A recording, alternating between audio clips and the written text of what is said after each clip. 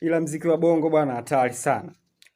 Kuna wasanii au tuseme kuna msanii amewalipa madancers, ameshoot video ya gharama, ametumia nguvu nyingi kupush mziki wake, amewalipa wafanya challenge TikTok na Instagram, ametumia fedha nyingi, yani inaweza ikafika hata milioni 50 ile video, lakini imekuja kushushwa na nyimbo ambayo haijafanywa promotion, hakuna madancers, yani ni nyimbo ambayo imeimbwa, yani video yake ni ya kimkakati tu, yani ni video tu fulani hivi ambayo haina mambo mengi.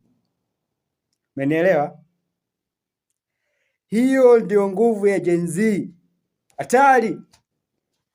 Lipa madancers wako, lipa kwa challenge TikTok wako, sijui wekeza kwenye video yako, lakini imekuja kushushwa na mtu ambaye hajatumia gharama yeyote.